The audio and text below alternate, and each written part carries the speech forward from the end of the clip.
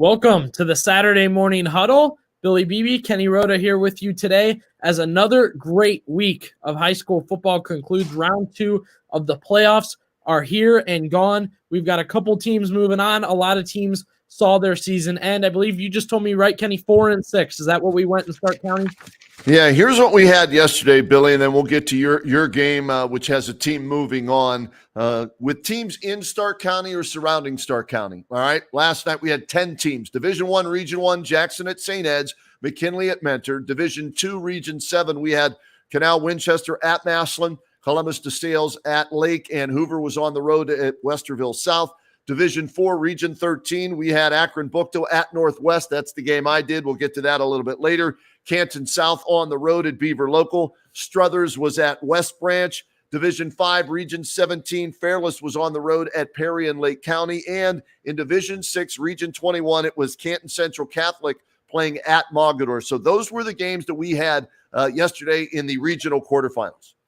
Great. So a lot of stuff happening there. Let's get to our games. You talked about it. We had full coverage again last night. Derek Failo was at Massillon doing social media. He'll join us at 10:45. We've got Dan DeGeorge coming up in a couple minutes. The Lake Blue Streaks, a winner yesterday, Kenny, 13-7. That's it. 20 total points in that one. It was a tight game all night long. I'm going to start you off with this. Opening drive, Lake, they set up, couple passes, couple here's and there's, and then Matt Solberger breaks a big one just like he did last week late. He did it early.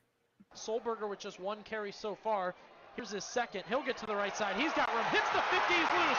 Solberger. It's end zone time. Matt Solberger for the Lake Blue Streaks into the end zone. I like it, man. I liked it. He crossed the finish line. He did the arm movement like he was crossing the finish line in a race. That was pretty sweet.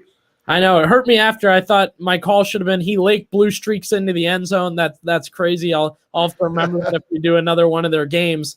After that, it becomes a defensive battle. Nobody's scoring. Nobody's touching the red zone. It was 7-0 Lake at half. Both teams, Lake specifically, we'll get to it. Their defense named our player of the week. Their entire defense, terrific. They caused 6 fumbles. They recover 3 of them. It's back and forth. We go to halftime 7-0. It was odd, Kenny. You could kind of feel DeSales gaining momentum out of halftime. They put together a great drive. They come out, they score on Lake. It's 7-7. We get into the fourth quarter. I'll talk to Coach DeGeorge about it. Again, it was a 4-quarter, 4-style game. Every quarter was different for them this week until late after the quarterbacks really struggling to deliver the ball. We had overthrows, underthrows, throws behind, interceptions, all that. Finally, Cale Jarvis gathers himself, gets himself together. Dylan Snyder wide open. Take a look at this. Solberger in the backfield. Time to throw. Jarvis going deep. Snyder's wide open. Caught it! 20, 10, 5, touchdown, Dylan Snyder. Jarvis finally delivers on the pass. A sigh of relief for Cale Jarvis, and that might have just sent Lake to the next round. That was right on the money. I read in the paper this morning where he had missed a number of those, and you even said there were off-target throws and everything, but Dan DeGeorge kept coming back to the same play, and finally it worked, and that proved to be the difference offensively. Yeah, and I can't stress enough. We'll mention it to Coach DeGeorge. Same pass had happened on a similar drive. Cale Jarvis overthrows him. Snyder did a dead sprint into the end zone. You could tell he was stressed out. He's doing dunks he's really taking his time to come back to the huddle because I think he was stressed. At one point, Coach DeGeorge is no longer giving plays to his quarterbacks. I think they were a little frazzled and he was just trying to change it up, mix it up. The receivers are getting the plays. So that gives them a 13-7 lead. They missed the extra point. One more shot for DeSales. They come out. It's 4th down and 15, Kenny, and they get something out of it, but Lake doesn't let it stand. Take a look at the game-sealing play. 4th down and 15 here. Knowles under pressure immediately. Steps up, taking his time, lobbing it downfield. Man open, caught on the loose. Ball's out. Lake will pick it up at the 30. Unbelievable. The Blue Streaks, Ty Miller returning it at the 45. And a play that could have set up a game-winning drive is a fumble. Lake is moving on. Nate Baker on the coverage, tracking the receiver down after he got beat, forcing the fumble, and Miller on the spot there. And I'm watching, I'm like, go down. You don't need to return the ball. You don't want to refumble the football again. And I'm not sure who it is in the backfield here that almost gets the sack. That's got to be heartbreaking there. And then he launches this thing, and you're like, oh, no. But then you got to love the never give up, never say die attitude of the Blue Streaks defense there. They gave up the catch, but they caused yet another fumble. And you know what, Billy? I think it's apropos that the defense sealed the game for them on this, because that's been one of the strengths, if not the biggest strength of this football team all season long. Right. And I said it before they came back out there. I said, we're going to ask the defense one last time to make this stop. And you can see here, Kenny, great job by Nate Baker. As he's tracking his receiver, you can see he doesn't go for the fumble. He goes for the tackle and kind of swipes the ball as he's tackling him. I heard some parents talking after the game, and I agreed with them. If he had went for just the knocking of the ball, trying to force the fumble, I think he would have missed and might have had a score there, especially with the extra point. Lake might have lost. So that kind of worked out perfectly for Lake. They forced another fumble late, and they win it 13-7. Like you said, offense came through when it was time, but defense came through all night long. Taking a look at the defensive stats, we elected that entire defense as our players of the week. What a unit last night. 3 players with 9 tackles. They forced 6 fumbles, recovered 3 of them, only 7 points allowed, 69 yards passing, and I believe 125 rushing. So under 150 rushing, under 100 passing. They were on it. They were ready to rock. Yeah, and this team has done this all year long. The defensive side of the ball has been fantastic, and they've been dealing with injuries. That's the amazing thing about the fact that Lake is still playing, right? We knew they were a good football team early. Then we said, all right, let's see what they do in the Federal League. Then they ran through the Federal League. The only loss was to McKinley, and they did it losing 3 or 4 starters on defense, and yet here they are, one of 16 teams left in Division II, and they're in the same region as Massillon. So, and we'll get to this a little later on, but we could have a regional final where Massillon plays Lake for the right to go to the state semifinal. So we're keeping our fingers crossed for both of those teams that they both get victories this coming Friday night, and we get to do that game further on down the road. But a great night for Lake last night, no question about it. No doubt. That crowd's electric. It's always tough to do those games in the booth because it's open. Right. They're rocking, they're playing well, but it is more fun that way. They're going nuts on every play, to the point, Kenny, that DeSales is getting 4-yard carries, which is solid and a good start. And that crowd is just bumping because they know they're killing clock. The defense hasn't let anything up until that pass that I showed you. The longest play from DeSales was 23 yards. So nothing big from the Lake defense. And we hear so many coaches this time of the year say we need to limit the explosive plays, right? We can't let them get explosive plays. And on the flip side, we want to create explosive plays. Well, you got your explosive plays on offense. Kel Jarvis to Snyder, 58-yard touchdown pass. And then Solberger, his was a 58-yard touchdown run. Almost, Billy, and play those 2 touchdowns again real quick before we get Coach DeGeorge on. It was almost like they were at the same yard line, almost identical yard line, same spot on the field. Here's the Solberger 58-yard touchdown run, correct? This is the first one to put them up 7-0. So look where it's at. It's at the 42-yard line of Lake, and he takes it the distance, and there's the finish across the finish line. And then here we go again, almost identical with the ball moving 1 yard forward, right? And it's a 57-yard touchdown throw and catch. And does he do the finish line? No, he just ran it into the end zone. So there you go. So, but 2 big plays, explosive plays, and that proved to be the difference for them. Yeah, it was huge. You could see kind of, again, it's offense coming through, it's defense coming through, and can't wait to get the reaction from Coach here. And he brought a player with him from the defense. Coach, good morning. Dan DeGeorge joining us now. Who we got with us?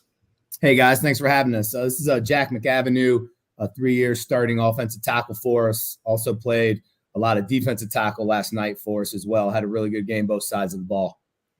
Well, Yeah, congratulations to both you guys. Go ahead, Bill. That's it's great. A 3-year starter gets to experience this, Dan, and we call them. Don't take any offense to this, okay? We call them the big uglies from where I'm from, right? The big guys up front because they never get the glory. They never get we don't get to see their face, right? It's all the skill guys. So I love, Coach, that you brought one of your O linemen / D linemen with you today.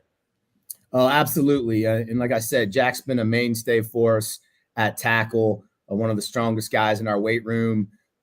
Offensively, he's been a big part of what we've done the last 3 years, and we're so banged up defensively. We had him play a lot of defense last night as well, had 5 tackles, did a great job taking up some double teams so our linebackers could make tackles as well. So Jack's pretty tired this morning, as he should be. Oh, yeah.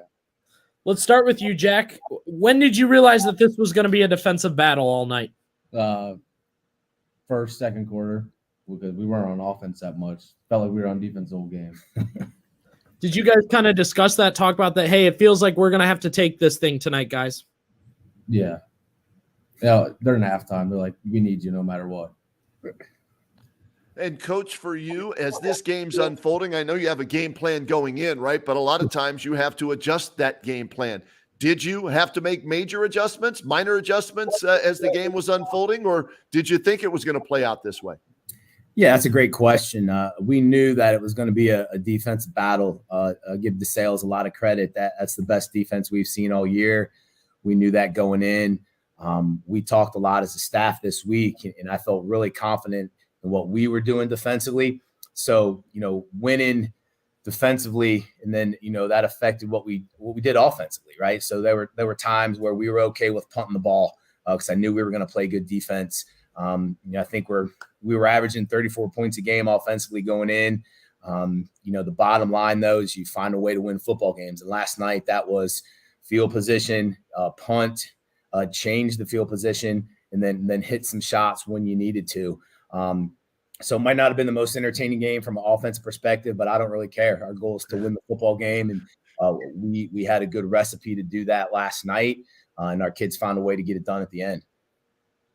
Yeah, Coach, for you guys, again, it was a different game in every single quarter. What were you thinking as every quarter kind of came and went? Yeah, I just knew that we were playing really good defense, and I felt really confident about that. So when we had the ball offensively, we wanted to pick our spots and take some shots, and we actually missed a couple early that I think could have been touchdowns. And then we threw a bad ball on the other one. But I give Cale Jarvis credit. He came back and he hit the one we needed to hit in the fourth quarter. So we just kept plugging along. We didn't want to turn the ball over and give them a short field either. So we were very calculated as when we threw the ball, we tried to get their safeties to come up a little bit by running it and ended up working out for us. And like I said, hats off to our defense, man. That was blue streak defense last night, and our kids played really well. Yeah, I want to ask you real quick, Coach. Defensively, the longest play you had given up before that final fumble, which we'll get to, we'll give you a look at that, was 23 yards. So what was it that you guys were doing to keep everything so limited? Yeah, we had a pretty good feel of what they were going to do. And then our defensive plan was, again, what it's always been all year is all our guys doing their job. We continue to talk about doing your 111. And the way our defense is set up is if everyone does their job, we should have a chance to stop you. And other than that last play, we've been really good on not giving up big, long plays, making them snap the ball over and over and over again. If they're going to score, it's going to be on a 12, 15 play drive where we make them really work for it. So yeah, our kids did that, except for that last play last night, but we found a way. Nate Baker made a great play to help us out there at the end as well. Let's roll the highlights, Billy. Come on. Yeah. I want to see Coach and Jack's reaction and get their thoughts on these highlights that we have from the game last night. Go ahead. Yeah, Coach, I think nobody wants to say a game comes down to 3 plays, but, I can pick the 3 plays out right away that made the big difference for you guys. Let's start with this one. And, Jack, feel free to give your thoughts, too, watching from the sidelines. This is your first touchdown, first drive. You guys get it going early. Yeah, we went a little unbalanced here and ran off tackle and pulled our backside guard. We got some good blocks by our receivers as well. And Jack's actually at right tackle on this play. He does a great job of blocking number 6 right at the point of attack. Number 6 was one of the better defensive players. Jack washes him down, which gives us the ability to get around the corner. We were really worried about number 6 and number 23 defensively. They're both really, really good players. We were able to block 6 and get to 23 here, and Matthew did a nice job of reading it, taking it the distance. And Jack, what's your reaction as you see this now? Because I know offensive linemen love to run block more than they love to pass block, right? So as this play is developing, and then all of a sudden you look up, and I'm sure you hear the crowd. What was your reaction last night? It was awesome. I love seeing big breaks, especially early in the game. I was thinking, like, when we got dudes, when we start blocking, I know our boys are going to make plays, always. Coach, what happens on a play like that Matt Solberger goes untouched for 56 yards? Yeah, that's as good as it gets there, right? I mean, you have everyone doing their job. Our receivers blocked good enough on the edge, and Matthew made a nice shallow cut, and that's nice to see, going untouched. So hopefully he got to his offensive lineman immediately after that play and thanked them. That's what a good back should do. Billy, run that one more time. And Coach, is he on the track team? Because watch him as he crosses the goal line here. He does what track guys do, as they cross the finish line. He turns on the afterburners, and then watch right here. So I'm curious, is he on the track team or no? I'm not sure if he's going to run track this year or not, but we just got done watching our offensive film, and I was very complimentary of Matt here on this whole run until that last portion. Not a big fan of that. Matt knows that.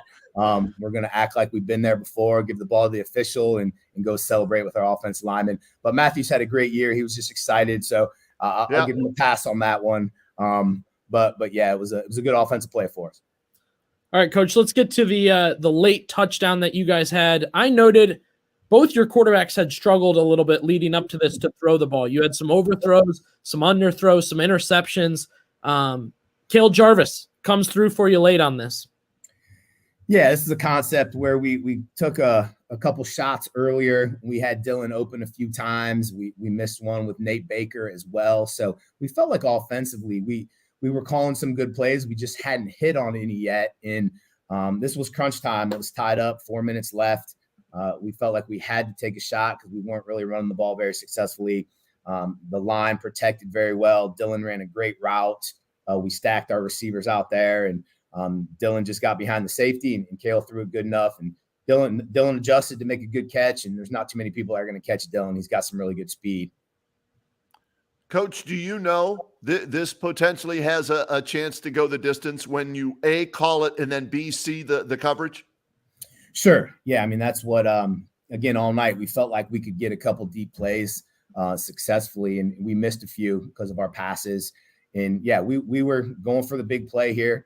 And like I said, if we get a one-on-one matchup with all three of our guys, Dylan Snyder, Nate Baker, Ty Miller now, who's back finally healthy, we have some weapons, more weapons than we've ever had outside offensively. So I think we've had more long touchdowns this year throwing the ball than maybe we've had collectively in the last 10 years. We've been more run the ball, go 18-play drives, things like that. But some big plays offensively have really helped us. And that all started with great offensive line protection there on that play. I was going to say, got to give the guys up front. Jack, okay, we talked to you about the run blocking and the touchdown. Run it again, Billy. Take me through what it's like to pass block on a play like this. Yeah, so we don't really – I don't know who's getting the ball, where they're going. I'm just trying to keep my guy in front of me because there's nothing worse than giving up a sack in front of everybody. Getting your quarterback killed. It's not it. How does everybody react on a play like that, Jack? Who do you remember being the loudest? What reaction do you remember? Because that touchdown was huge. It just erupts. I remember everyone sprinting downfield, and me and all the boys up front are jogging downfield, slapping butts, good protection. It's great. Coach, one more thought on this. If once he finishes here, if you look, I mean, this pass on the money, it had to be right where it was. Sure, yeah, it's just a post. We're trying to work the middle of the field. And he throws it away from the backside corner as well. So Dylan's able to run and get it and continue sprinting as he catches it. So yeah, again, that was a play where started with the offensive line protection, great route by our receivers, excellent throw by our quarterback, and then Dylan finished it off with his speed. All right, let's get to the emotional roller coaster here to finish. this final play on 4th and 15. They get this big pass from you guys. Sure. Yeah. Missed the chance for a sack there. And then we were playing a 2-deep sort of coverage, and Dylan Snyder played really well all night, sort of jumped an underneath route, which enabled that backside post to get over top of him. In that situation, we got to stay back, and he knows that. But Nate Baker, hustling to the football. We work on that every day with our defense. Don't give up. And then got the strip on the tackle, which is, again, something my defensive staff works on. I got a great defensive staff, and that's why you keep playing, and that's why you're coachable, and you transition and you do what you practice on the field all week and take it out to the game. And Nate did that for us, and Ty Miller was able to scoop it up. And that was a huge play for us, because giving up that type of play on 4th and 15 is not the game plan, is not what you want to do. So definitely was an emotional roller coaster on this. And I think 10-second play, I went from being really, really angry to being really, really happy. So, Coach, we see these plays happen a lot where guys don't give up defensively, right? And you haul them down sometimes inside the 10, inside the 5-yard line, and you give your defense another chance, right? It seems, oh, shoot, they're going to score. It's 1st and goal from the 5 or whatever. But no, that's why you preach this as a coach, right? Because you could have penalties. There could be a turnover, not to give up on a play, even though you might have been beat. No, absolutely. That's a great point. We do a pursuit drill with our defense every week, where we make everyone run to the football multiple times, talk a lot about making them snap the ball over again. And that's the whole premise of a good defense. If you have guys hustling to the ball no matter what, making them snap the ball over and over again. Even if you tackle them on the 2-yard line, they still got to go 2 yards. We've stopped a couple teams in the red zone this year in those situations. So, yeah, that just comes from kids buying in and being coachable and not giving up on plays. So if your kids are doing that, you always have a chance. Coach, I asked our color guy, and I asked Kenny about this earlier, and I heard some parents talking about this. If Nate goes for just the fumble, do you think he makes it? It seems like because he went for the tackle, he fumbled. Well, and as Nate was trying to get him down, doing his job, and as he tackled him, he used his right arm to knock the ball out, which is something that we talk about. And we talk a lot about creating turnovers, stripping the ball when you have a position to do so. And that was just a textbook tackle by him. He brought his right arm down on the football, and we had our other guys run into the ball as well. And just a play that, obviously ended up going in our direction for sure. So, Jack, Coach, what's the D-line thinking? Yeah, I was just going to wonder about that too, Jack. Go ahead. Yeah, we almost had him in the backfield. Nate Sponsor, I mean, he had a good game all night. Absolutely. And I was watching that, and when I saw the quarterback just throw the ball, catch it deep downfield, I'm like, oh, man, that sucks. And I pick it up, and he's running. I couldn't be happier because we got the ball, and then, the rest is history, as they say. Hey, Coach, so do you go from almost the sack, the excitement, oh, no, the completion, oh, excitement again, the fumble recovery, and then, oh, no, just go down because we don't need you to fumble the ball on the return? Were you going through all 4 of those? Absolutely. Yeah, once I saw Ty had the ball, just trying to survey the field, what he had in front of him. Ty's pretty athletic. Wanted him to secure the ball and get us to a point where we obviously had good field position, and then we could go out and hopefully run the best play in the game, and that's just kneeling down in the victory formation, and we were able to do that. And a lot left to do, Coach. You move on to the next round. We thought maybe a chance at Hoover. Instead, it's Westerville South. What's the change going to be like? The biggest thing that's going to change for you guys is neutral ground, no longer at home. Before you talk about hitting the road, what was a Lake Blue Streak Stadium like this year? You and Jack, what did you think? I'll let Jack go first. Oh, Yeah. I love it. I love our stadium. It's great. There's nothing like playing at a home game. Our fans are great. I love our band. Our announcers, amazing. It's just great. Sure, yeah, Jack hit it on the head. I mean, there's no other place I'd rather be on Friday night than our stadium. Give our community a lot of credit this year. They've really supported us tremendously. Packed house last night. Fans were there, guys standing around the fence. Jack mentioned our band. We got the greatest band around, great cheerleaders. So it's always nice to play at home. The seniors really obviously went out in good style their last home game on Lake Blue Streak Stadium last night. They soaked the win up afterwards on the field, which they deserve. But yeah, we're just happy that we get to continue to practice and play wherever it ends up being. We'll find out tomorrow. Just excited about the opportunity to keep playing football. Let me piggyback off that, Billy, because I've done a number of games there, Coach, and the victory bell. And what's that mean? Let me go with Jack first and then you, Coach. For you, Jack, your last game, right? You're a senior, correct, Jack? Correct.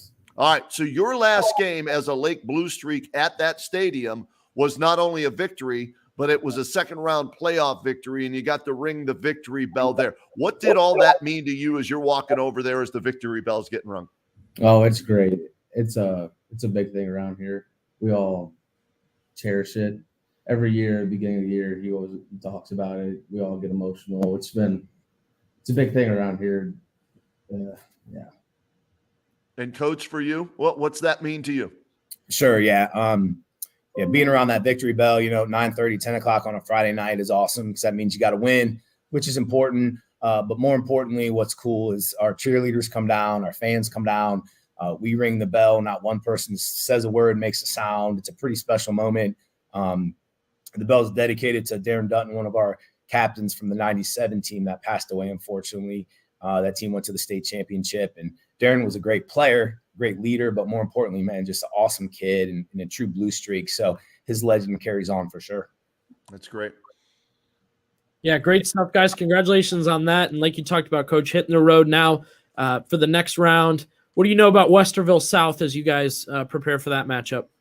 Sure, they're very good. We actually played them last year in the first round of the playoffs, and they beat us pretty handily. We were real close game at halftime, and the wheels fell off for us. Already watched a couple of their games this morning, actually last night. Couldn't sleep, so I was excited to get to work on them.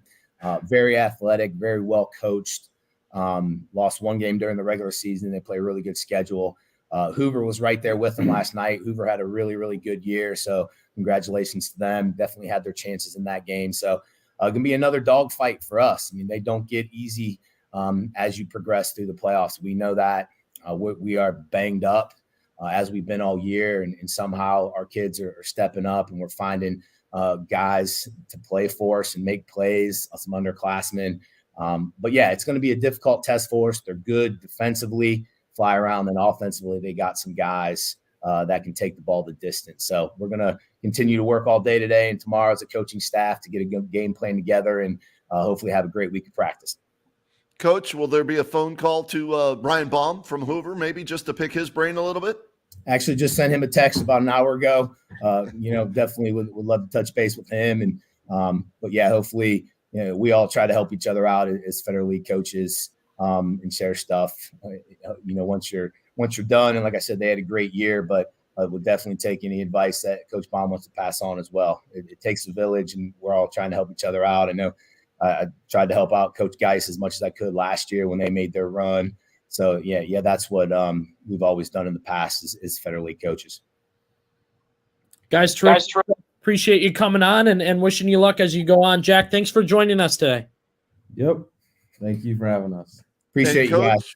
We'll see you Sunday morning as we're getting all the coaches together to pick the all-county teams, MVP, Coach of the Year, and all that. So I know you might not want to be there because you want to spend all your time on Westerville South, but it's a special day for us at WHBC. It's a tradition there, and we love the fact that all the coaches come together and you guys pick the all-county team. That means a lot to us, and I know it means, I think, even more to the kids that the coaches pick it. Absolutely. And you guys do a great job with that. You always have. And the banquet is always an awesome event for the whole county, all the coaching staff and the kids. So, again, appreciate you guys. Thanks, Coach. We'll see you Sunday morning. Congratulations, guys. Thank you. Go Blue Streaks. There he is. How about that, man? What a great game. You had our game not as good as yours yesterday, Billy, right? The two games we did, you had the WHBCSports.com streaming game of the week. Lake gets the win, 13-7. Thrilling game, exciting plays. Northwest, the game we did, Pro Football Hall of Fame, game of the week yesterday, it was a struggle for Northwest. And it was interesting because is we were preparing for the game. I called it. I thought it was going to be in the 20s with the offenses, right? I thought both teams would be able to score, and we'd be in the 20s. But this was a game that Akron Buchtel dominated at the line of scrimmage, and you're seeing the first touchdown of the game right here, and this is our player of the game from last night, Wiley Cheers. He carried it for 139 yards and 2 touchdowns. His speed to the outside and his cuts to the inside all night long gave the Northwest defense all kinds of problems. But this was one in the trenches. And this was a game, and Coach DeMarco told me as we had him on the Kenny and JT show, he said, look, their guys up front are really, really good. And so, we're gonna have our hands full. And he was right. It was 7-2 at halftime. So it was anybody's game at halftime. And the only score for Northwest was on a punt where the snap went over the kid's head and he kicked it out of the end zone. And that's the only way they scored. It was 7-2 at the half. And I'm thinking, okay, last week Fairless was down 22-12, right? And they came back and dominated the second half. Well, one team did dominate the second half yesterday. Unfortunately, it was Buchtel as they pushed their lead out to 31-2 and go on, and they get the victory and they move on now. 31-14 was the final. There was one nice play though late in the game for Northwest, and this is Chase Badger hooking up with Caden Beichler on a nice stop and go route, and happened to be right there on the sideline and saw it coming out of the the play out of the huddle, the play. And then here's a late touchdown run too by Connor Satterfield with a little dive to make it 31-14. But go back to that touchdown pass, and this is something that Chase Badger and company can build on. They sold it. That was executed perfectly. They needed that a little bit earlier, right? They need to do more of that, better execution early to have a chance in this game. But this is something they can look back on and say, the plays were there. We just didn't execute them until here late in the game. The O-line gave Chase time to throw the ball there, and they connect, but they come up short 31-14. Kyler Maraglia, who had over 1,500 yards, the focal point of Buchtel's defense was to stop him. He had, I think it was 6 straight 100-yard games. Looking down at my notes here coming into this, they held him to half that, 50 yards rushing, and he got dinged up late in the game as well. So Northwest turned it over 4 times, Billy. 2 costly fumbles in the first half, 2 interceptions. So 4 turnovers. Not going to win many playoff games when you turn it over 4 times this deep in the playoffs, because the opponents are usually really good. And so they took advantage of that. Congratulations to Buchtel, a 31-14 win over Northwest, but also congratulations to the Indians as they finished the season 8-4. They get a share of the Pac-7 title, and John DeMarco's got some key players coming back for next year's squad. So we congratulate them, and tough luck for them to lose and have their season come to an end. But hey, that's the way it is this time of the year. Now, for another team in that same situation, a playoff game, second round game, Division II, Region 7, they were victorious yesterday, 34-0, as Massillon beat Canal Winchester. And the outstanding head coach of the Massillon Tigers joining us right now here on the Ortho United Saturday Morning Huddle. It's Nate Moore. Nate, thanks for joining us. Congratulations on the playoff win last night, Coach. What did that mean to you and your team, not only to get a win, but a convincing win, a shutout win, 34-0? Appreciate it. It means we get another week in the playoffs. So we've turned the page. We're looking forward to our game against Big Walnut. All right, before you turn the page, just bear with us here because we're getting the chance to talk to you. You get the 81st victory of your career there in Massillon. Number one, 8 years at Massillon, Coach. That's an achievement, because it's they love their football in Massillon, and if you don't perform as a coach, you're not there that long. So the fact that you're there 8 years, kudos to you, and to get your 81st career victory, passing Paul Brown on the all-time list. What does that mean to you? It's an honor just to be the head coach of Massillon, so it's a tremendous responsibility that I take very seriously. And our coaches do a tremendous job. Our players play hard. Football is important here in Massillon. So it's like I said, it's a responsibility and it's an honor. And, if we pick up some records along the way, so be it. Coach, anybody you want to shout out with this kind of achievement? I mean, the support has been unbelievable. Number one, my wife, Becca, the support that she provides for our families, unbelievable. But all the people that have been involved, at this point, after 8 years, there's a lot of people massive that I consider friends that support the program. It's a long list, but I guess I would say especially thank you to all of our booster club presidents that I've had the last 8 years. They've all been tremendous, and they allow us as coaches to do the things that we need to do for our players without having to worry about the finances. Coach, from the standpoint of yesterday's game, take me through it. The game plan going in. You have one of the best backs, one of the best players in Stark County, in Will Trell Hartson. He did his thing.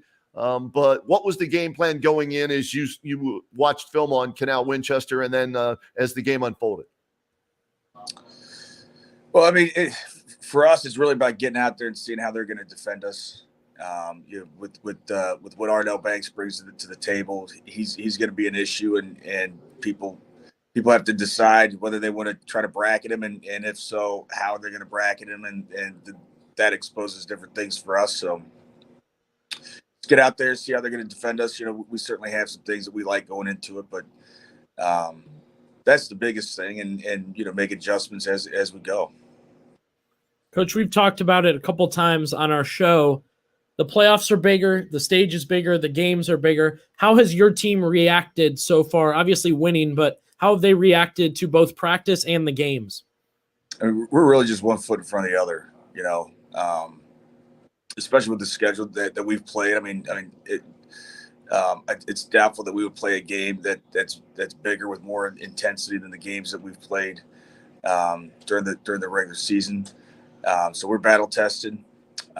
And we've got a great group of kids with great leadership that works really hard to keep our ship sailing straight. So we're just one foot in front of the other. And you know what? A lot of people out there saying, that's boring. That's coach speak. But I've talked to you over the years, Nate, and you've been that way since day one, preaching that. But my question to you is, how do you get the kids believing in that it is just one foot in front of the other? Do your job. We'll prepare you with the schedule, Moeller, St. Ed's, the McKinley rivalry. And if you believe in what we tell you, things are going to work out. How do you get the team to buy into that? Because a lot of coaches have some trouble sometimes. It's just how we operate. That's how we do things.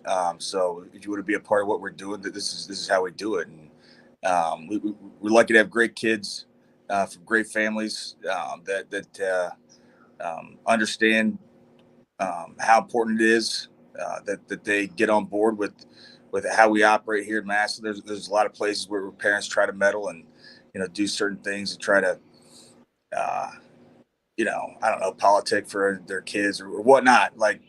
And that's something that we really don't deal with here. We've got great parents that support us as coaches and push their kids, want their kids to get better. And so, that's how we operate all the time. Coach, a couple of these highlights from last night, a lot of them goal line, close to the end zone. How big a deal is it on plays like this one that your O-line is blocking so well for Will Trell? He goes untouched on this one. Yeah, I thought our offensive line had another great performance, and got stronger as the game went on.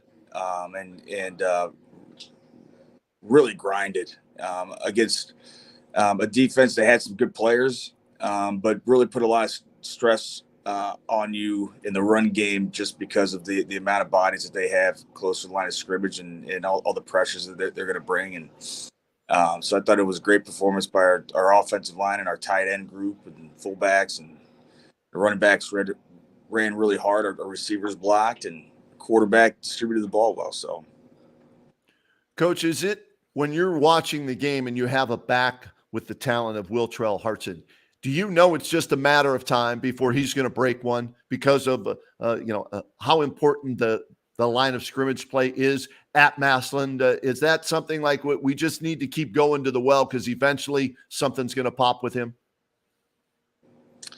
Yeah, I mean he's a kid that he's a +1 back, so there's going to be almost every time there's going to be somebody unblocked that he's got to defeat, and we feel very confident with Will Trail and his ability to be a +1 guy and make that guy miss or run him over, run through it, and fall forward on the through the tackle, all those things. He's a tremendous running back, and really we have 4 guys we feel really good about. Coach, final home game right there. You guys will go to neutral site next. What do you have to say about how Massland was this year at home?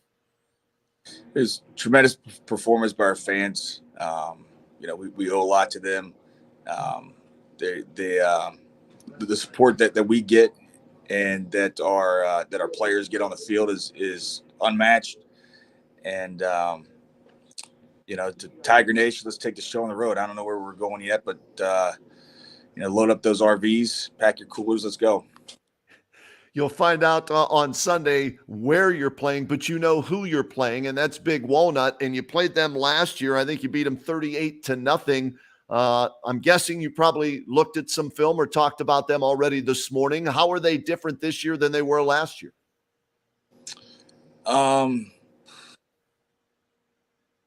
Really more similar than different. They return basically all their skilled players. They return their quarterback.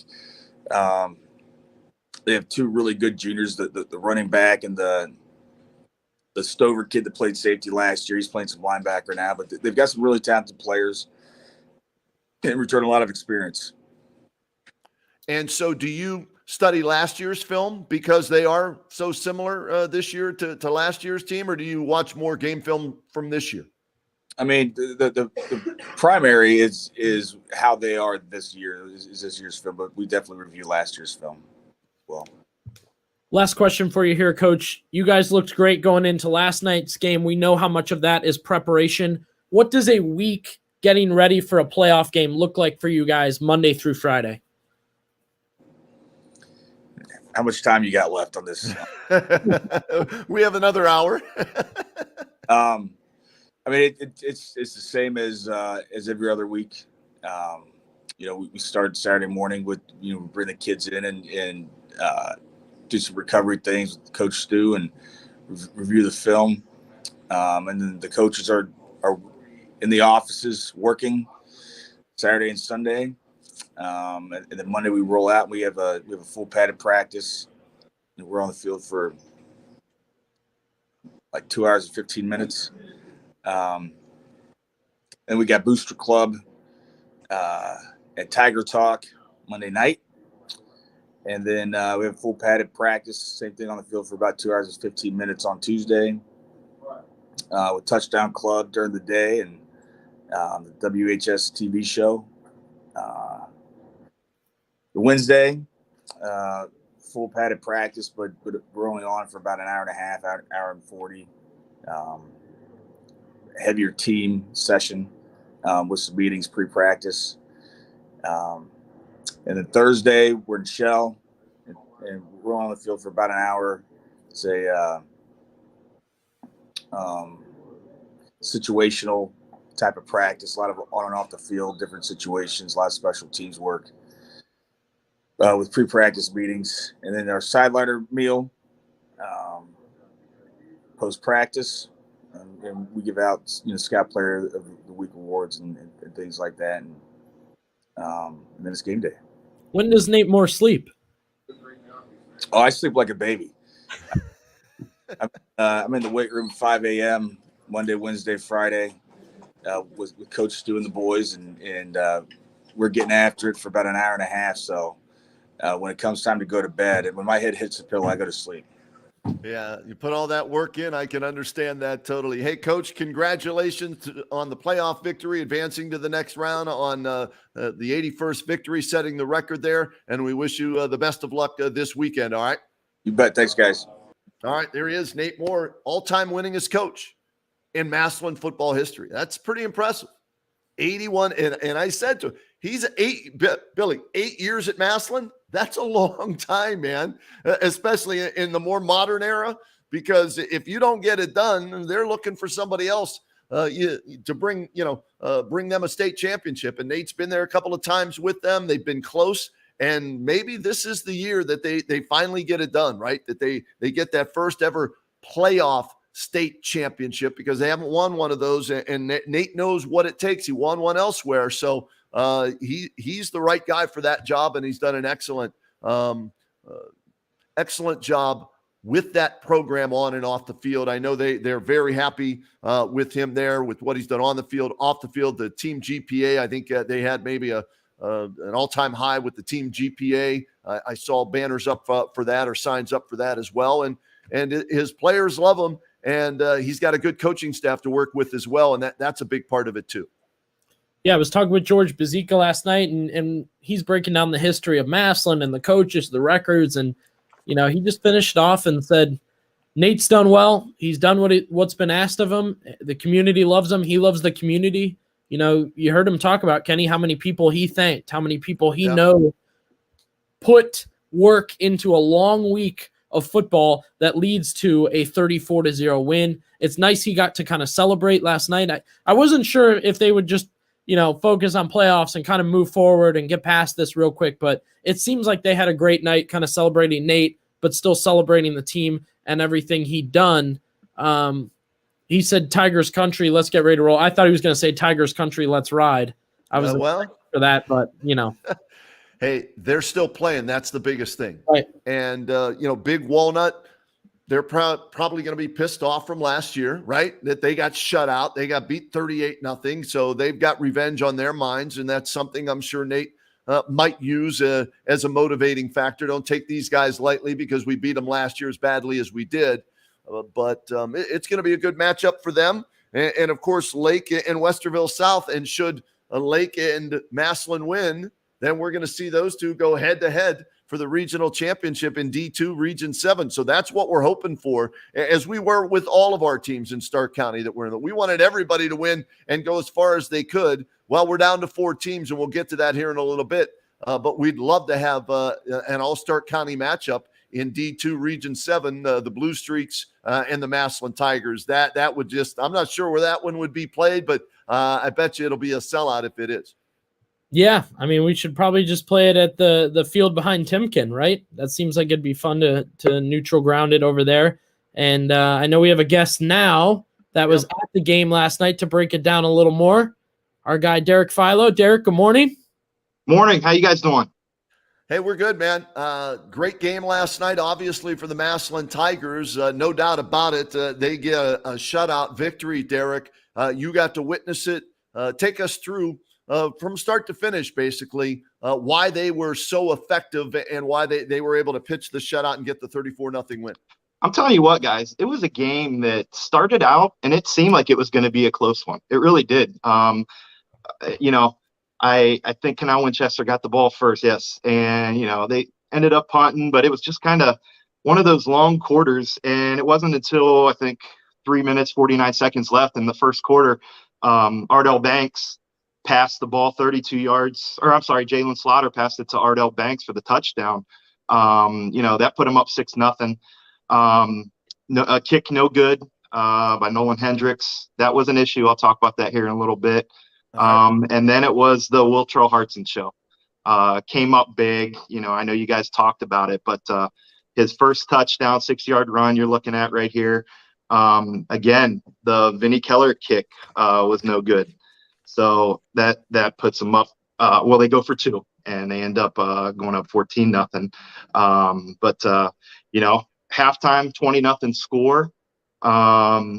Third quarter, Will Trail Hartson scores his 3rd touchdown on a 34-yard run with 2:22 left in the quarter.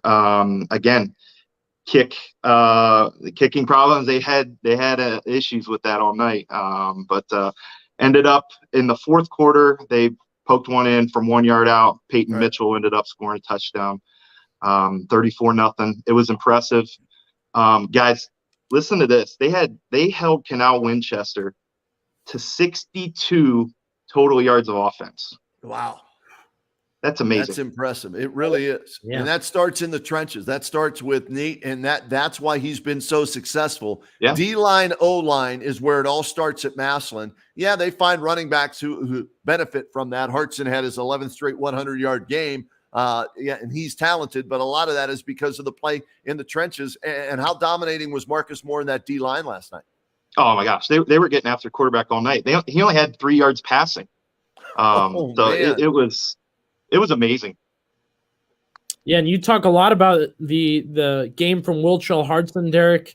What were you seeing from him specifically? Seemed like a lot of close runs, but he also broke the big one. The kid wasn't getting touched. So it comes back to what Kenny said. That O-line was creating monster holes. And I know it sounds kind of cliche, but you really could have drove a truck through it.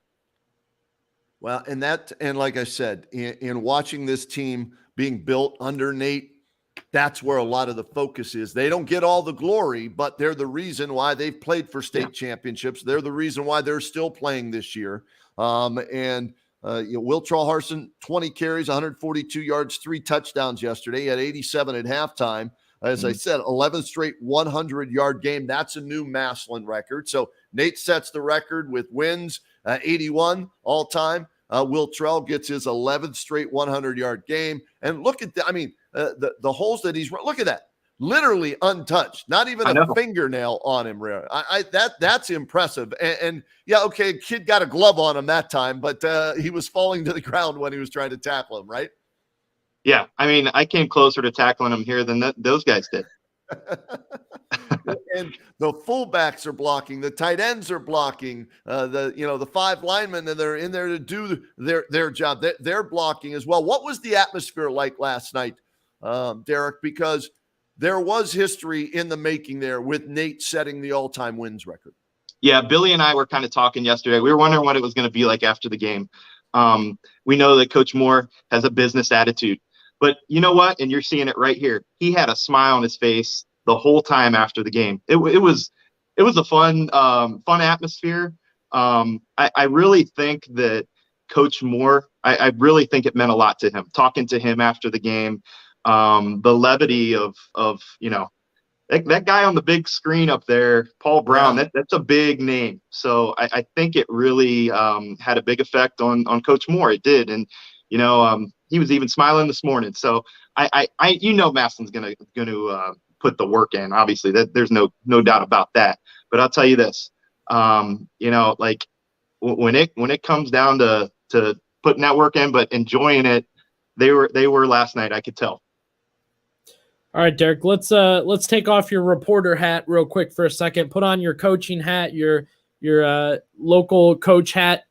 Poochie, very good again yesterday for Canton South. He was great. I saw the pullover, the CS Canton South pullover. Go ahead, Billy. I'm sorry. I saw that out of the gate. No, that's good.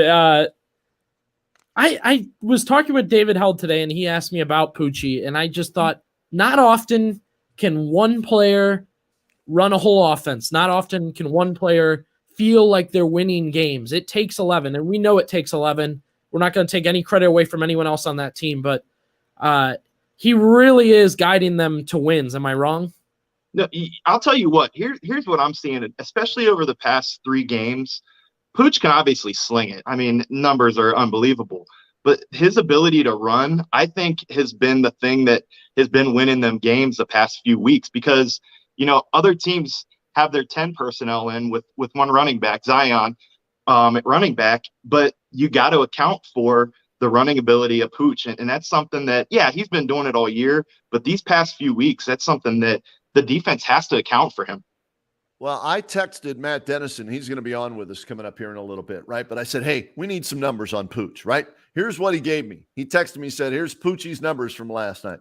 17 of 28 for 339 yards passing, 2 touchdowns, 1 interception, 19 rushes, 256 yards, and 5 touchdowns on the ground. So he combined for 7 touchdowns and over 600 yards of total offense in their 56-48 win over Beaver Local. That's insane. Those are video game-like numbers. Yeah.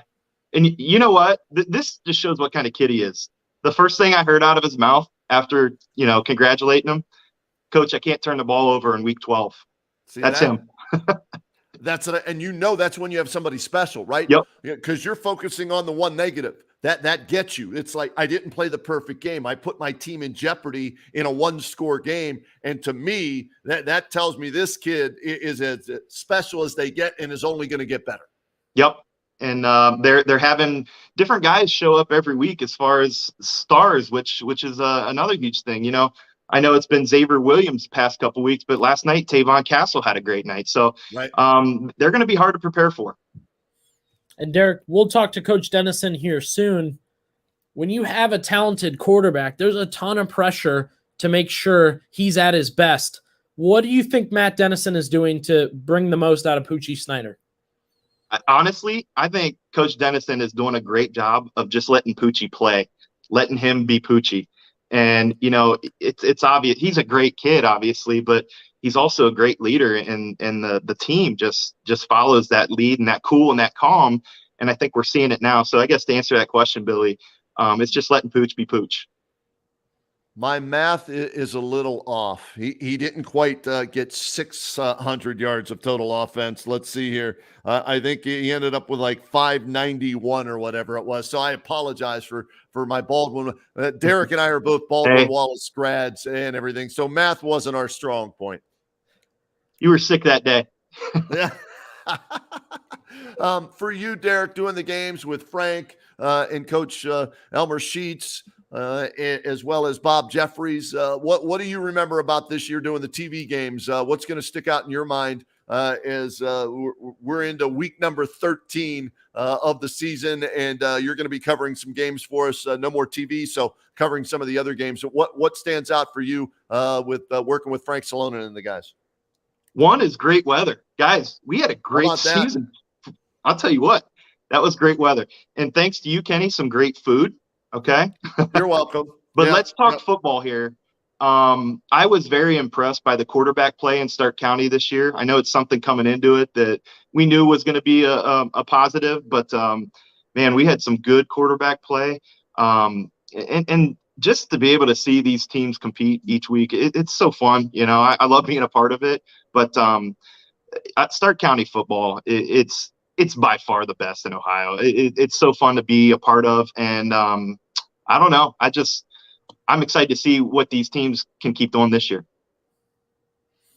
Great stuff, Derek. Thanks for coming on with us. I know we have a lot of football left, and you're having a lot of fun on the sidelines this year, both on TV and last night you were just on the social media game. Yep. Thank you, guys. You guys are doing a great job with this show. Thanks, man. We appreciate that. We'll be in touch. And great job last night there out at Massillon, Derek. Thanks, buddy. Derek Failo checking in, part of our TV crew. Does a great job with them and helped us out last night. Had to have somebody there. It's history in the making there at Massillon, and able to bring that to you last night on social media.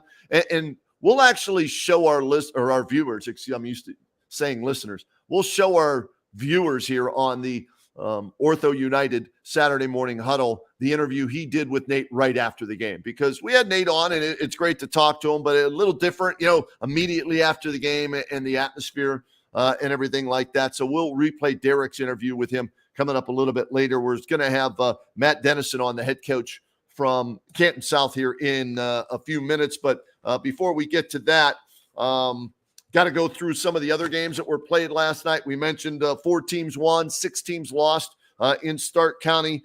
St. Ed's, the defending Division I state champs, Billy, they shut out Jackson 42-0. It's a good St. Ed's team. I don't know if they're as good as they were last year, but still a very good St. Ed's team. They led 35-0 at the half. Jason Davide, 22 carries, 67 yards. He had an outstanding year. He's going to be on that all-county team, in my opinion, at running back, as he scored over 20 touchdowns, over 1,000 yards rushing. A good first year for Jay Rohr there at Jackson, taking over as they finished the season 6-6. Lucas Eckerman, the freshman quarterback, he got a taste of what big boy football was last night, going up against St. Ed's, and he was 5 of 10 for 20 yards passing, had 24 yards rushing, but a bright future for him. So a nice season for Jackson in the first year under Jay Rohr. Boy, a tough one. I think all of us were hopeful yesterday that McKinley could go on the road and playing Mentor for the second time this year, get a victory. Yeah. And they almost pulled it off, Billy, as they were up 14-13 with 1:10 left as Keaton Rohde with a big touchdown pass with a minute and some change left to put them up 14-13. But give Mentor credit. And they were able, under Matt Gray, the Steve Truisano, the longtime coach, retired a couple of years ago. Matt Gray and his team didn't give up. They were able to find a way to win the game, come back, and Scotty Fox to Nick Jarris, a 21-yard touchdown pass with 12 seconds left.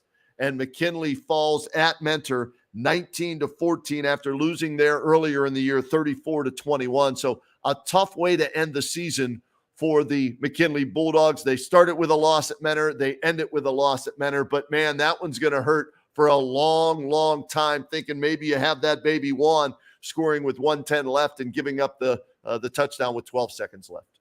Well, yeah, I was talking with David Held about it this morning.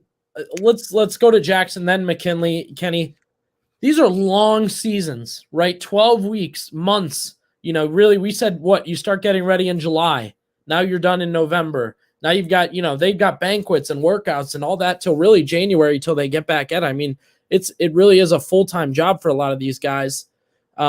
So I think it's really important for when a program ends its season, we put that positive spin on it. And I know you're talking about the games individually, but, for Jackson, like you said, Jay Rohr, a tremendous first year for him. Jason Davide, I think, will be in the discussion for Stark County MVP. He was great. He's going to have that memory of, we were the underdog in a playoff game and they fed me the ball and we won. That's huge for them. McKinley, as they continue to get acclimated with Antonio Hall, they have a tough start and then they just take this big boom and take it into the playoffs. Big positives for them there. And McKinley specifically, looking down their roster, Kenny, they've got a lot of returning talent. Yeah, Keaton Rohde, huge for him to get some playoff experience as the main guy. Threw for $160 yesterday and 2 touchdowns, and it looked like maybe the game-winning touchdown, but the defense unable to make that stand up, and they lose 19-14, 0-4, right, start, and they finish 6-6. So they go 6-2 the rest of the way, and their losses were to Massillon and Mentor. And those are 2 teams that are still playing in the playoffs. So that's the point you have to drive home if you're Antonio Hall to your team. But you also want to drive home, hey, we were close, guys. We were right there. Okay. Remember Al Pacino, the inches? You got to get those inches. Well, in a game like this, 12 seconds. Okay, not inches, seconds. 12 seconds away from advancing to the next round of the playoffs. So a nice job by Antonio Hall to turn this season around after the 0-4 start. And like you said, a lot of kids coming back. And I got to give a shout out to St. Ignatius. How about this coming? We talk about Mentor coming back down 14-13 with a minute left. St. Ignatius was down to Cleveland Heights yesterday, 42-14 at halftime. Chuck Kyle, the legendary Chuck Kyle. What did they want? 11, 12 state championships under Chico. His nickname's Chico, right? 42-12 at halftime. St. Ignatius comes all the way back in the second half to get the 50-49 win over Cleveland Heights in, you ready for this? Chuck Kyle's last year, he's retiring. So this is it. So they didn't want to send him out yet with an embarrassing loss yesterday as they were down 42-14 at the half. He now has 377 career wins. How about that, Billy? Yeah, tremendous. And I have a friend that works with the Ignatius Athletic Department. I think they'll be pleased to hear that we're talking about them, but everybody's talking about them. Like you said, what a comeback. They've had a McKinley-like season, Kenny. Not quite the 4 losses in a row, but they've just kind of been up and down, but big wins here, big wins there, and that's a huge one, right? That's a beating St. Ed's style win, for like Massillon has. That's a momentum carrier and a second shot at the Holy War, a second round, 44-6 the first time. But you game plan, you got a second look at them, and now a second shot for Ignatius to kind of come in and try and take down St. Ed's. And how they won the game, Billy, speaks volumes about Chuck Kyle, right? They give up a touchdown to fall back by 7, 49-42, right? So they come all the way back, they tie it up, And then Cleveland Heights takes the lead 49-42. Heights kicks the ball off. 85-yard touchdown return on the kickoff to make it 49-48. And Chuck Kyle looking at his guys going, we're going for two. They go for two. It's a little flare pass out to the right side. They get the 2-point conversion. They win it 50-49. Holy War round 2 this year. Chuck Kyle's record in the Holy War, 26-17-1 against St. Ed's. But he's lost 5 in a row. You don't think his team would like to get him one more win before he retires against St. Ed? So they're going to have that opportunity in the D1 playoffs. So congratulations to Chico on win number 377 and that unbelievable comeback. That was, I know that's not a Stark County team, but it was a hell of a story yesterday. We talked in D2 Region 7 about Massillon winning 34-0. Lake 13-7. We broke that game down over DeSales. Hoover, hell of an effort yesterday, but they come up 6 points shy, 27-21. They lose to Westerville South. They led at one point, 14-7 in the second quarter on touchdowns by Luke Grugulo and Brady Sullivan. But Westerville South able to put together after that 20 straight points to take that 27-14 lead. And then Hoover came back, made it 27-21, but couldn't get over the hump. Luke Roach, 14 carries, 63 yards. Zach Brocker, 10 catches, 195 yards. Carson Derlin, 1 touchdown pass, 1 touchdown run. I think he threw for 278, ran for another 30 yards. So a nice game by him, but they come up a little bit short. But I think if you're the head coach at Hoover, Brian Baum, with what you lost from last year's team as outright Federal League champs, to come back and finish, 8-4 this year, and get that playoff experience for some of these younger kids like a Mason Ashby who had 5 more catches yesterday. That's an outstanding season for Coach Brian Baum and the Vikings of Hoover. Yeah, I got to agree. And a lot of what they did, easier said than done, right? They lose players. Oh, let's lean on Carson Derlin to get better. No, he actually got better. Let's let Luke Roach have an electric senior year. Done. Let's let Mason Ashby play, kickoff return and offense. Done. He was terrific this season. Let's see if we can rebuild that defense in a new image, not just lean on the D-line, but make it a complete defense. They did it. I think he can do it again next year. Again, that's another coach we're talking about. The program, the players, the parents, they love him. He's doing a great job over there. And, not even naysayers, Kenny, but just that question in the air. Can Brian Baum rebuild a team on the fly? Can he? That question's been answered. No need to ask that question anymore. Exactly. All right. He's been there 8 years, so he's done a nice job of an outright Fed championship playoffs the last 2 years. So no doubt in my mind on that. So congratulations to Coach Baum, and he probably will get that phone call from Dan DeGeorge to, hey, what worked against the Westerville South? What should we be prepared for against Westerville South? And that's what I love about these coaches, and we're all going to get together Sunday for the all county teams, right? The coaches pick it. So it's great to see all those guys in the same room, and we're looking forward to that on Sunday. A couple of other playoff games to mention that didn't go our way in Stark County, unfortunately. D5 Region 17, Perry of Lake County. And I was surprised by this. I knew Perry was good. I thought Fairless would give them a better game. Perry of Lake County 35, Fairless nothing. No points with that high-powered offense from the Falcons. So they finished the year 9-3, a tough way to end the season. Braden Richards ran for 168 yards against Fairless and 3 touchdowns. And they turned it over at least twice in the game. Fairless did. You can't do that. It hurt them the previous week. They were able to overcome and beat Orville. Another good season, though, for Ajay Sarbal. You talk about building a culture and building a program. Back-to-back 9-win seasons, the most ever in school history. First playoff home victory this year, and I got to be in the middle of the ring of fire, last week to experience that win. And I love what AJ's doing there. A step further this year than last year. Baby steps. I know, painful at times, but they went further than they did last year, and that's what you want to continue to do. Every year, go a little bit further. So congratulations to Coach Sarbaugh and the Falcons of Fairless as they have their season come to an end. And unfortunately, Division 6, Region 21, I really thought because they played them last year and came up a little bit short, the revenge factor was going to be there and they would figure it out. But Central falls to Mogador at Mogador 19-14 last night. And it was an uphill battle all night long, Billy. They fell behind 14-0, right? And that's just so tough on the road in the playoffs against a good team. They come back, make a game of it, but they lose 19-14. Jack Talkington, 21 carries, 110 yards, and a touchdown. Dan Boron, 6 rushes, 49 yards, and a score as well. They made a game of it with 6.5 minutes left. They were down 5, but just couldn't get that game-winning touchdown. And unfortunately, it's 7-5. Jeff Lindensmith and the Central Catholic Crusaders have their season come to an end, 19-14 on the road at Mogador last night. Yeah, that one hurts. You talk about a Pacino speech. Tucker last week. I think I was at the gym all week saying one more rep for Mogador, just right. like he was. And, like you said, he thought they had a good chance. We thought they had a good chance. But again, the positives, right? Jack Talkington, it was a heck of a player for Central Catholic. Another name I think we'll hear for Stark County Player of the Year, playing 2 ways. They had some exciting games, some great plays. So a big year for them overall.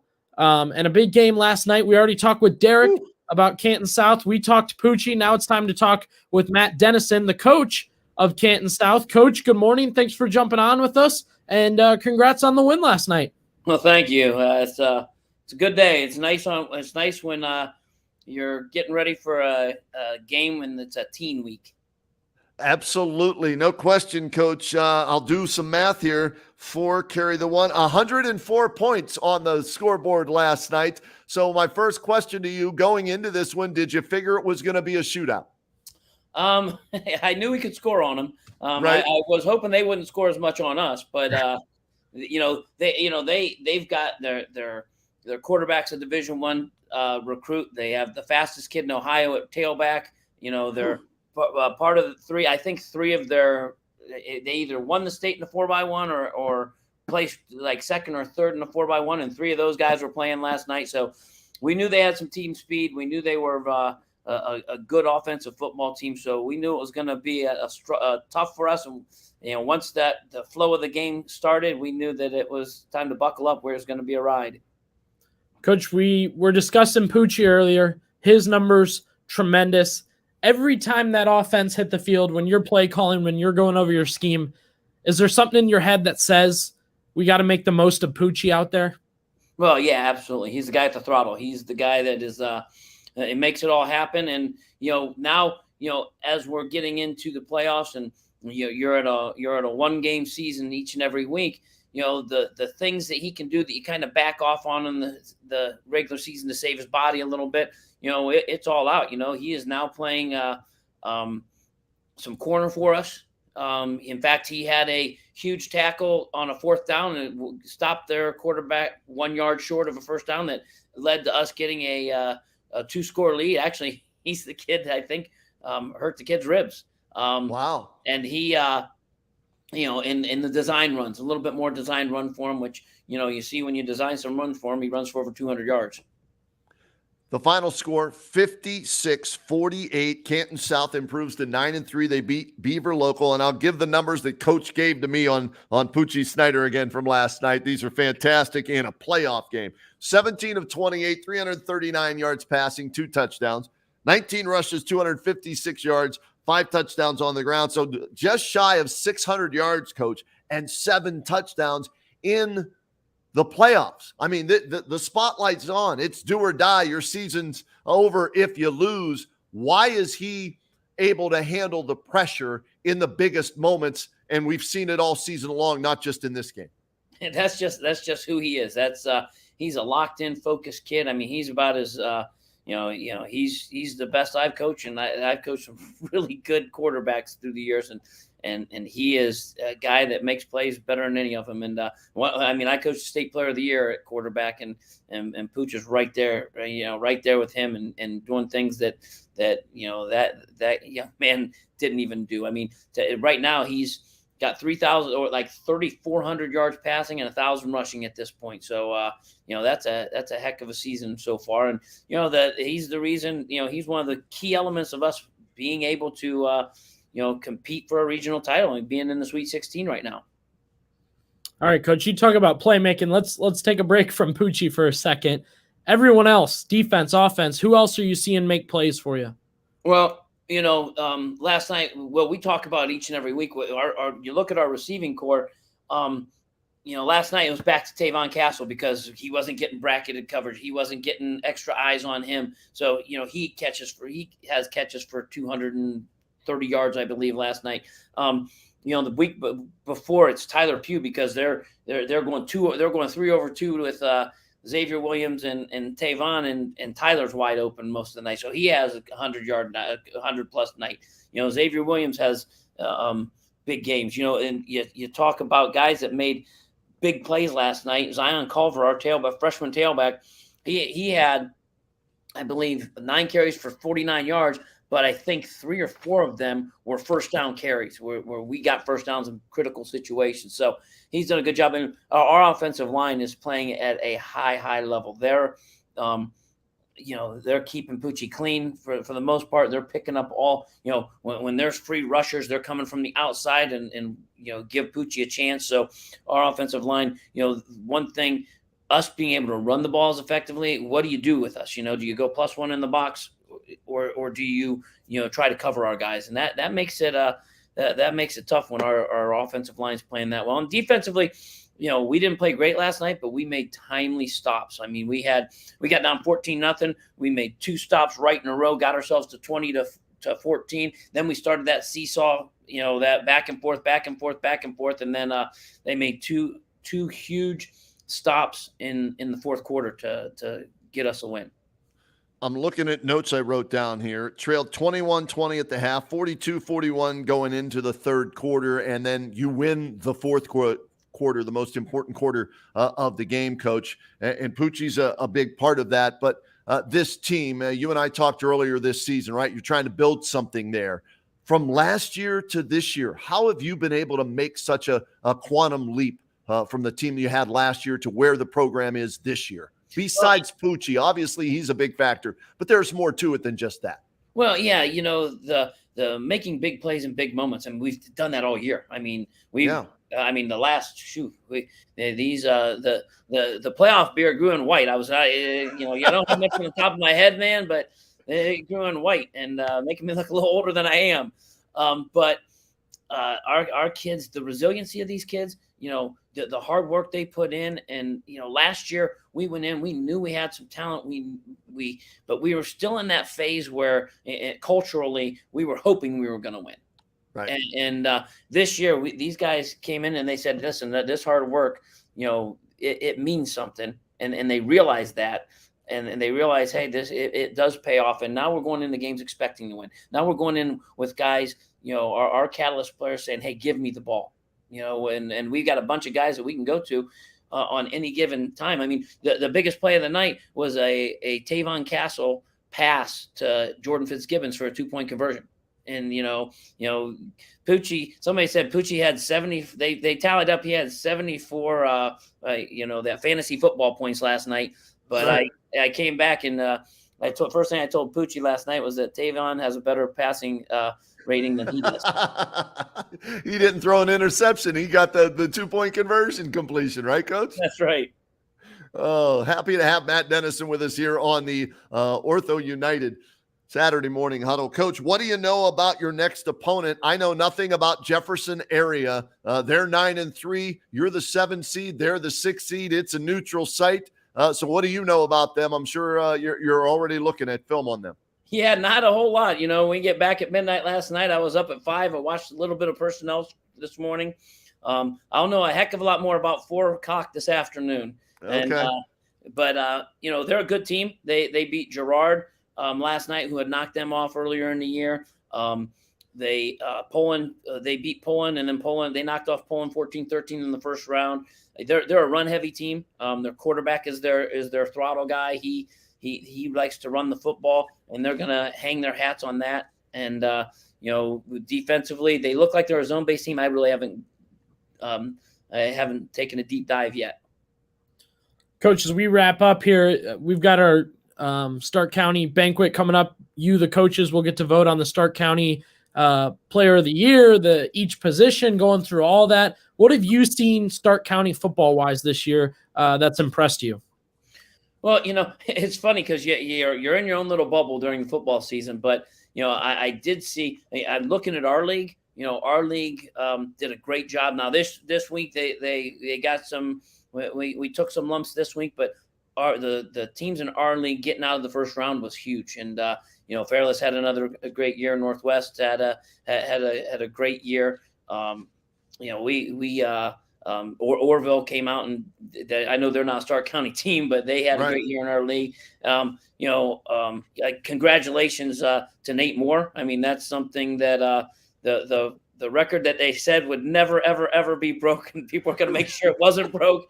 He got that one. So congratulations to him. That's a huge accomplishment at, one of the meccas of high school football. And, I thought McKinley really turned it around, had a great year. Coach Hall did a fantastic job turning that thing around and getting them a playoff win this year. So, Lake's still there. They're still fighting. Coach DeGeorge does a great job. You look, the nice thing about Stark County, one of the things I'm glad I came here, I'm a Summit County guy, went to Tuscarawas County for a long time. Now I'm in Stark County. The level of coaching in this area and the level of commitment to football in this area is just is beyond compare. Yeah, it really is. And Coach, I joked with Nate, the fact that he's still there for 8 years at Massillon, right? Normally they're putting for sale signs in your yard after 3 years if you don't win the state title or you lose to McKinley. 8 years at Massillon in dog year. That's like 56 years in Massillon football coaching years, isn't it? Absolutely. Yeah. There's a little bit of pressure in that job. Just a little bit. Well, hey, we're happy that you guys are still playing. Poochie Snyder, he's got to be up for Stark County Player of the Year in my mind, right up there with maybe Will Trell Hartson and some others. And we'll discuss that Sunday when we see you and all the coaches when we get together for the all-county teams and all the voting and everything. So we'll see you then. Congrats on the win last night. Good luck next week. And thanks for making time for us this morning. Thanks, guys. Appreciate it. Good luck with the beard, Coach. Yeah, it looks good, though. It does. It looks good, Coach. Mine, too. Mine's all white, so I know the feeling. Trust me on that. I told my wife it makes me look like a poet. There he is, the outstanding head coach at Canton South, and Matt Dennison spending some time with us here today. So great win for them, man. So who's left, right? Canton South's left, Lake's left, Massillon's left, and on the outskirts, West Branch. We did one of their games against Alliance earlier this year. They're left. So 3 Stark County teams, 4 if you want to throw West Branch into the mix on that. And unfortunately, Northwest comes up on the short end yesterday as we did that game. And I want to give a shout out, though, to John DeMarco. I want to give a shout out to Rick Wright from the Northwest Touchdown Club. They took great care of us. We did 2 games there this year, Billy.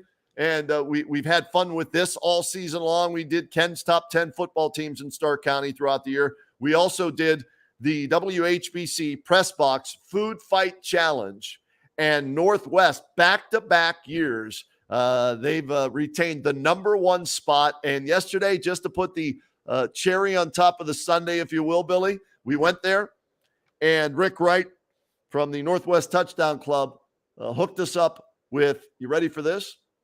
Braised short rib Gouda sliders, buffalo cauliflower with ranch dressing, candied bacon to die for, and loaded mac and cheese was the meal we had yesterday from Table 6 in North Canton.